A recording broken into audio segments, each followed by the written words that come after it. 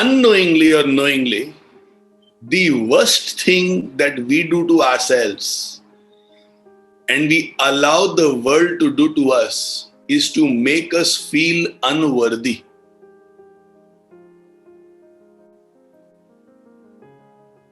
If I am not able to get something right, I may be told, you're not doing a good job, you're not good enough.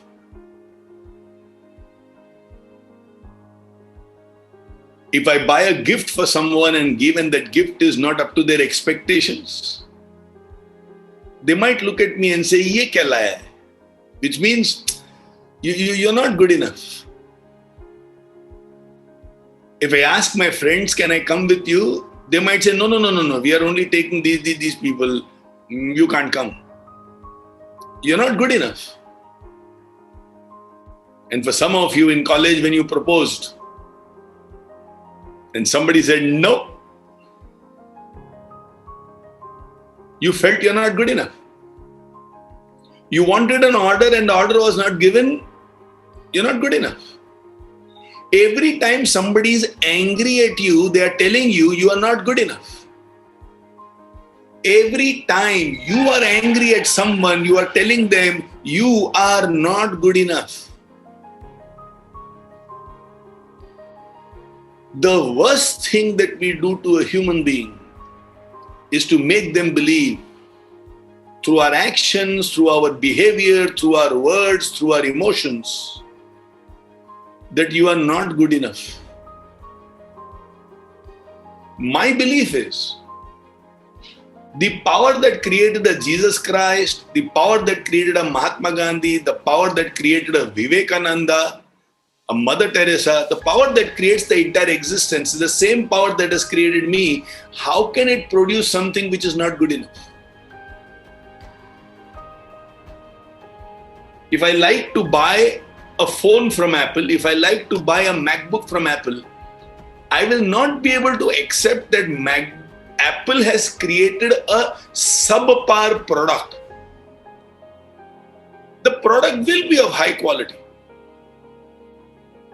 If a manufacturer like Apple, I assume, is creating good products, it won't create bakwas, then that manufacturer cannot create a bakwas product. It has to create a product which is really, truly, absolutely good enough. Unfortunately, we convince ourselves that we are not good enough. Unfortunately, unknowingly, we are all the time convincing others. And who are these others? Our own children, our own parents, our own husband, our own wife, our own employees, that you are not good enough. Kabir lived in Kashi his whole life. He wrote his poetries, he did his work in Kashi. In Hinduism, or it's a belief among Hindus, that if you die in Kashi, you straight away go to heaven. Therefore, if you go to Kashi Vishwanath, you will find many old people, 80, 85, 90, 95, who believe that it's their time to go back, and who have a desire to go to heaven,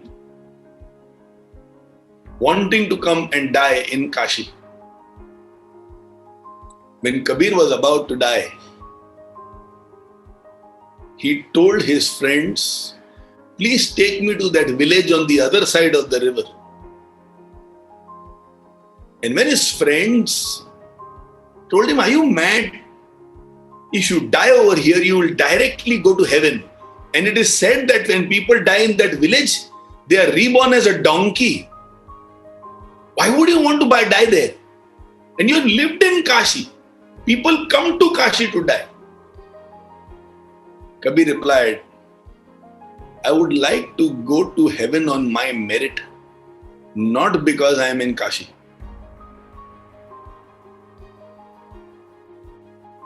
I don't want to be that person where the place decides whether I deserve a place in Kashi.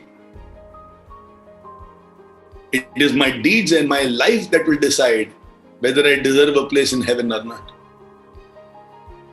And if I have lived that kind of a life where I should be reborn as a donkey, so be it. But if I've lived that kind of a life where I should go to heaven, so be it. And darlings, he insisted and he passed away in that village and not in Kashi.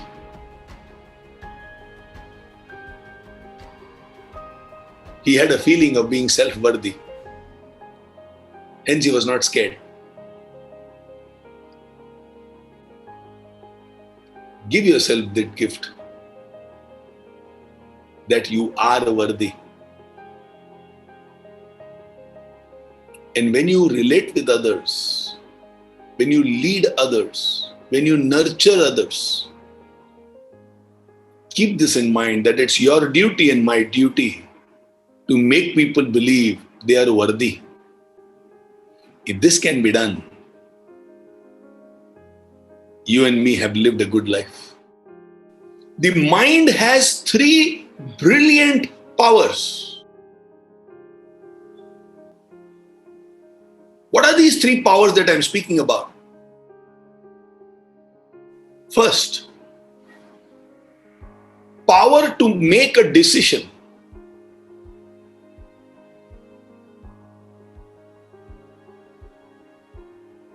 Power of choices. Khalil Gibran says, your greatest choice is not the choice of love. Your greatest choice is not the choice of walking on the path of God.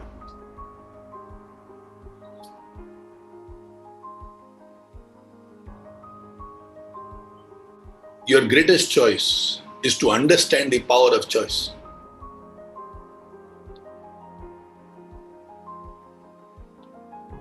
In his book, Man's Search for Meaning, Dr. Viktor Frankl writes, among all the human powers, the greatest is the power of making a choice. Stephen Covey, in his book, 7 Habits of Highly Effective People, says if you are a person who believes that you have the power to make a choice, only then you can be the master of your destiny. If you believe you cannot make a choice, then you will always feel helpless. Do you know one way by which we all give up the power of our choice? A very simple yet a foolish way by which we give away the power of our choice. It's by blaming others. The moment you blame someone, you have given over the power of your ability to make a choice.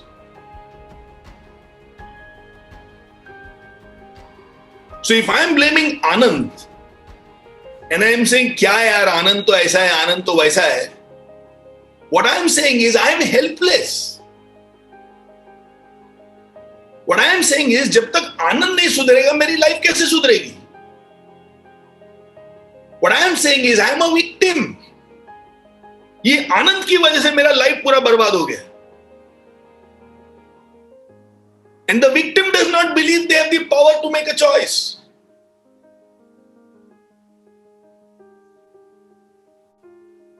The most powerful thing of a human mind is my ability to make a choice. And I give it up by blaming. Do you know the meaning of the word decision? What is the root of the word decision?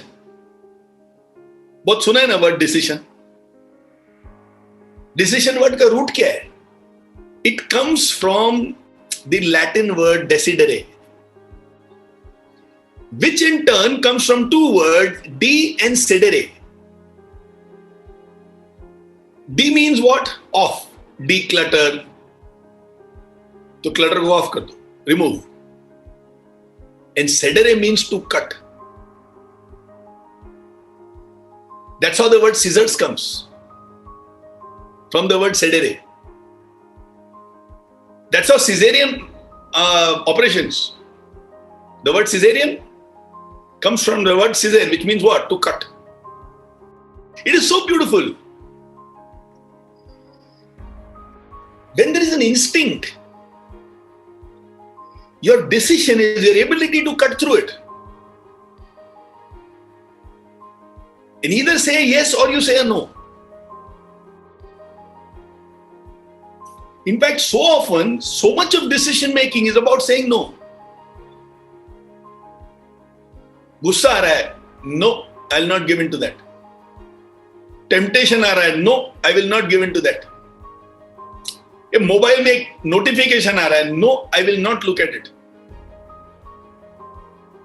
So many decisions are just saying no, to cut it off. Pay attention is also having the world of wisdom.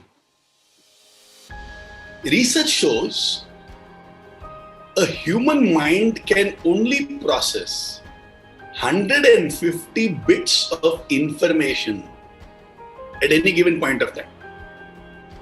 Bits. We count information in bits and bytes. Na? Listen carefully, it's extraordinary. A human mind cannot process more than 150 bits of information. Now this 150 bits includes the temperature of the room, the sound that you are able to hear, etc., etc. The way currency at any given point of the time in the world is fixed. Similarly, your capability to process is fixed. This processing power cannot increase. Hence its currency. Pay attention means give me the maximum of what you have. Now you can process 150. You can process 150. I can process 150. Rita can process 150. Sharma ji can process 150. Everybody can process 150. Now imagine in this 150, a part of your attention is going to the notification coming on the phone. A part of your attention is going to what somebody said to you last night. A part of your attention is going towards the program that you want to watch, but you have to listen to somebody else. A part of your attention is going to, oh my God, what will happen during these COVID times? Now, how much bits of information have you got left with yourself? You have paid a little there, paid a little there, paid a little there, paid a little there, paid a little there. Now for yourself, how much do you have left? So if you are using only 20, 25, 30 bits for yourself, and 110, 120 is complete distractions.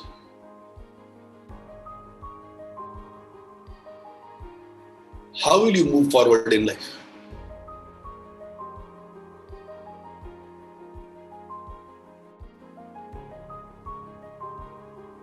You can't. And that's why they say, pay attention. Limited hai wo, de do.